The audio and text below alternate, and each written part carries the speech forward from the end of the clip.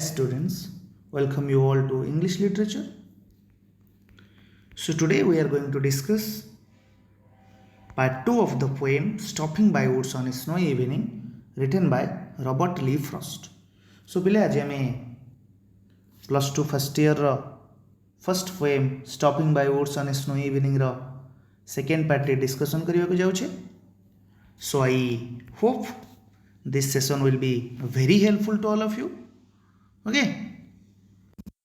So video जदि तुम मानक हेल्पफुल लगे then never forget to like, share and subscribe our channel. Okay, so let's begin. So students, in the previous class we have already discussed stanza 1 and stanza 2 of this poem. So in today's class we will discuss the other two stanzas of this poem. Okay, so पिले आमे पूर्व class रे प्रथम दुईटी stanza को भल भाव बुझीथिले, writer introduction पाइथिले एवं warm up को भल भाव बुझीथिले, स्टांजा 1 एंड स्टांजा 2 मध्य भल भाव बुझीथिले. सो आज आमे स्टांजा 3 एंड स्टांजा 4 भल भाव बुझिबा. ओके, सो पिले मु तुमको पूर्व क्लास रो सम्यक सूचना देबी, देन आमे आगो को बढ़िबा. सो आमे समस्त जानिथिले कि this poem stopping by woods on a snowy evening, it is written by Robert Lee Frost. Okay, so this poem, it was a great favorite of Pandit Jawaharlal Nehru. Okay, हम जानी थिले it was a great favorite of Pandit Jawaharlal Nehru. नेहरूंकर भारी पसंदर poem टी कहीं ना this poem reminded him of his responsibilities as a prime minister of India. एक कथा भी हम जानी थिले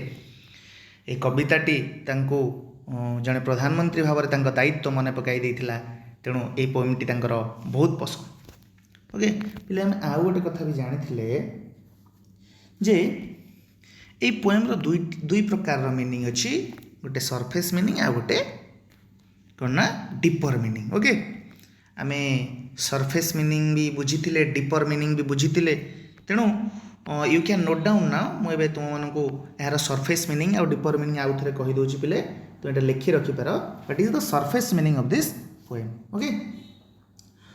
on the surface it means the poet is travelling through the woods on a snowy evening. बुझीपार पिले कि यार सरफेस मीनिंग जदि आम बुझा कि पोएट कौन कर थरे ना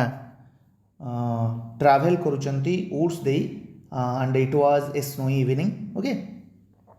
he stops his horse to enjoy the natural beauty of that woods. टे इच्छा है से नेचुरल ब्यूटी एंजॉय करने को, से वुड्स नेचुरल ब्यूटी को एंजॉय करने को से टिके घोड़ा अटके ठिया ही जाइछन्ती से वुड्स रे. बट सडनली ही रिमेम्बर्स, सांगे सांगे किंतु तांकर मने पड़ी जाइछि that he does not have the enough time to stay there. जे तांको पाखरे एते समय नाही, यथेष्ट समय नाही सेठी रहिबार. ओके, आज he has to travel miles before taking rest at night. कारण तांको राति रे विश्राम नेबा पूर्वरु बहुत दूर जिबार अछि, तेणु से सेठी अधिक समय रहि पारि नाहंती. Okay, this is the surface meaning. पिले एबे आमे यार डीपर मीनिंग को जिबा. The deeper meaning of this poem is journey through the woods refers to the journey through life itself. से जो कवि आमको कही ना वुड्स मध्य दे यात्रा, से वुड्स मध्य दे यात्रा वास्तव में क्या दर्शाऊँगी ना जीवन यात्रा को दर्शाऊँगी. The speaker stops for a short period of time to meditate. ये जीवन यात्रा रे जदि जड़े स्पीकर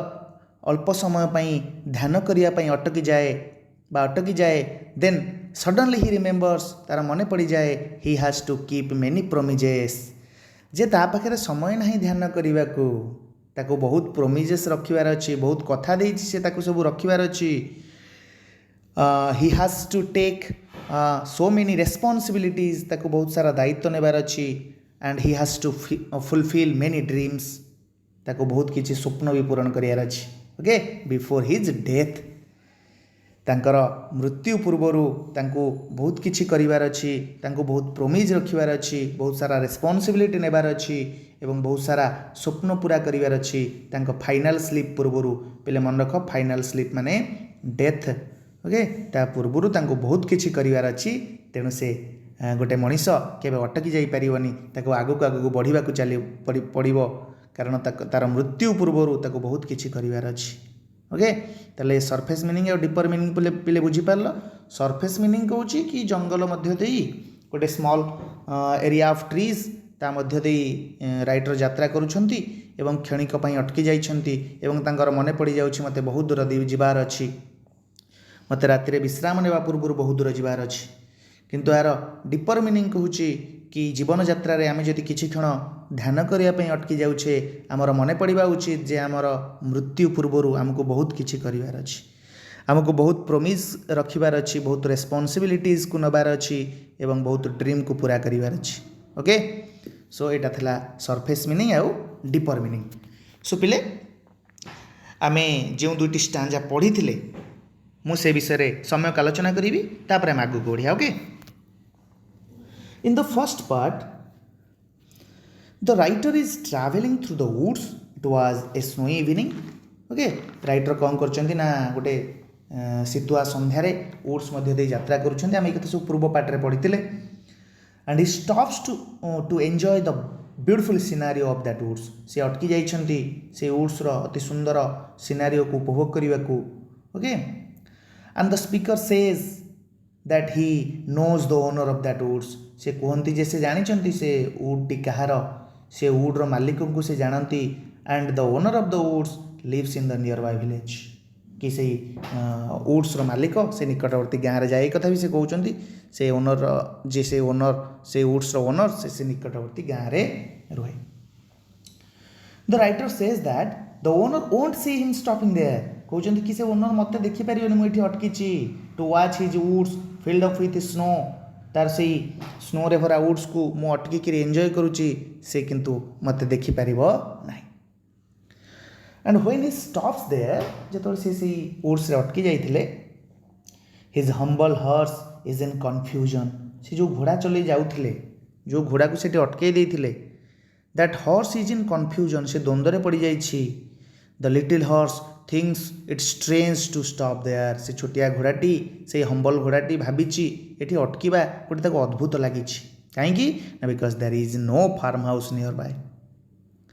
कि ता निकट रे कोनोसी जगह रे कोनोसी फार्म हाउस देखा जाउनी से घोड़ा जानिछि जे आमे सब बेले फार्म हाउस रे ही जाई अटकू ताले एठी कोनोसी फार्म हाउस नाही काहेकि मो मालिक एठी अटकेले से द्वंद्व रे पड़ी जाइछि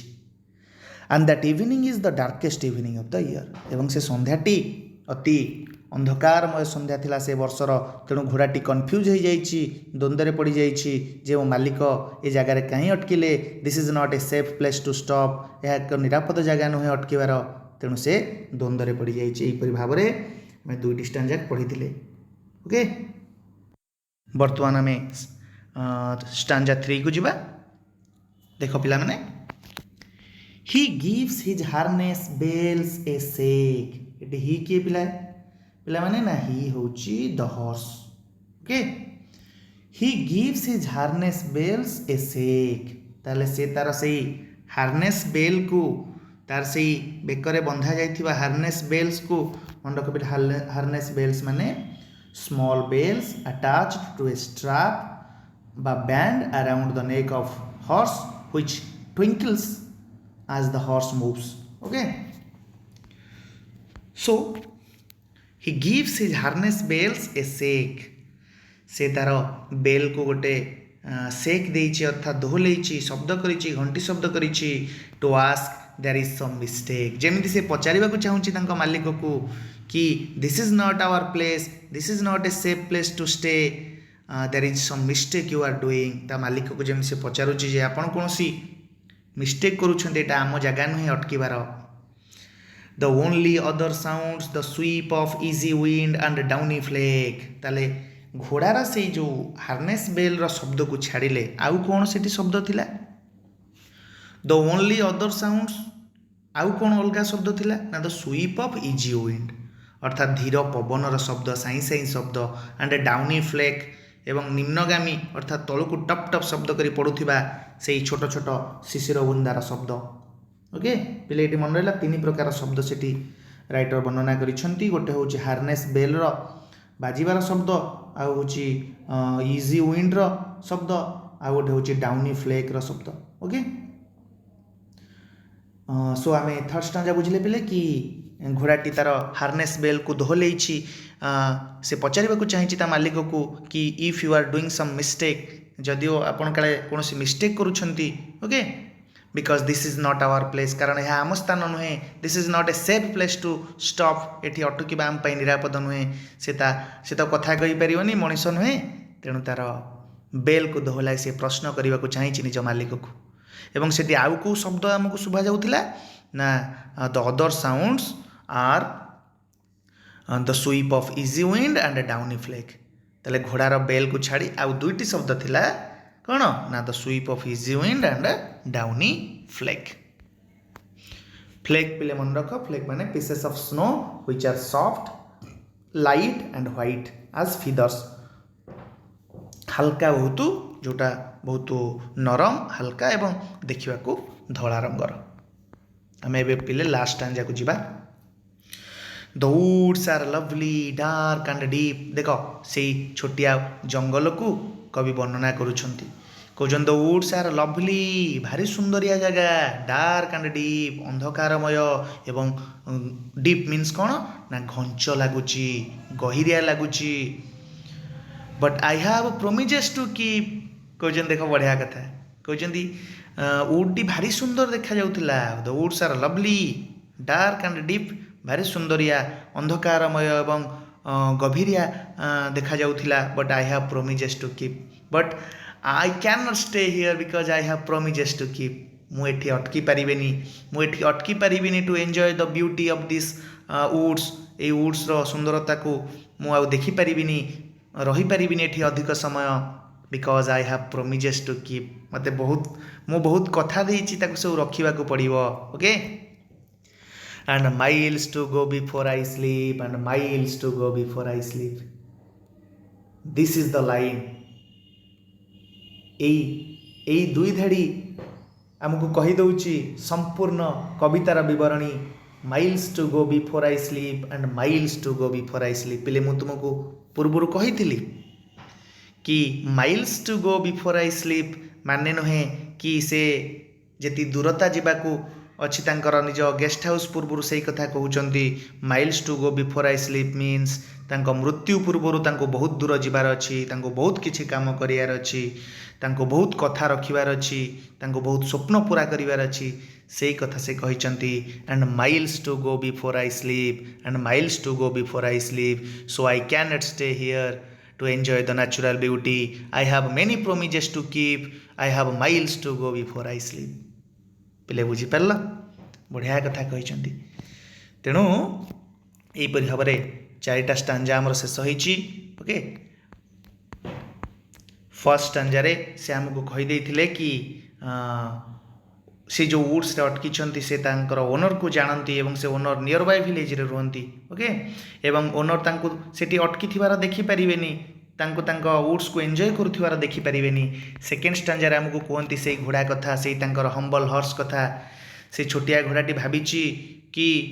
this is not a safe place to stop in this darkness ए अंधार एठी अटकीबा सेफ नुहे तेणु से तार कौन ना हार्नेस बेल्स को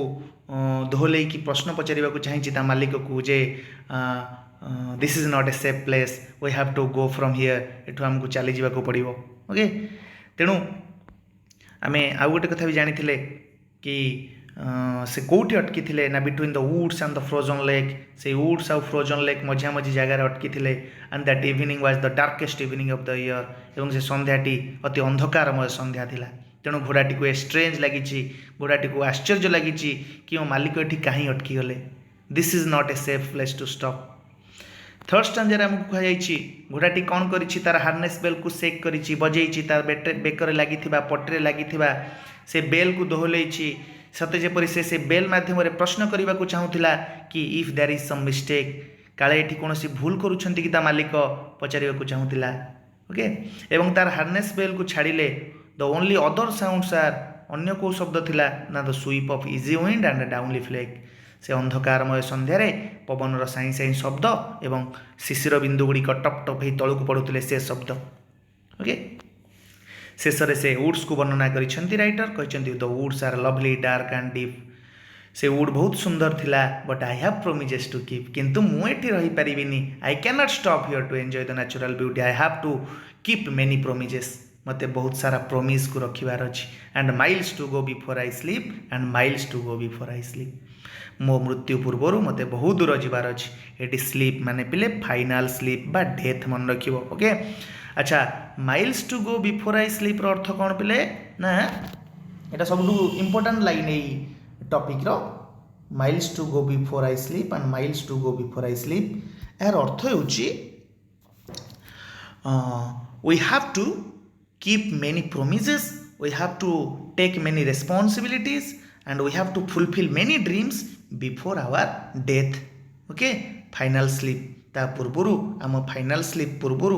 आम मृत्यु पूर्वरु आमको बहुत किछि करिवार अछि केते कथा रखिबार अछि केते दायित्व तुलैबार अछि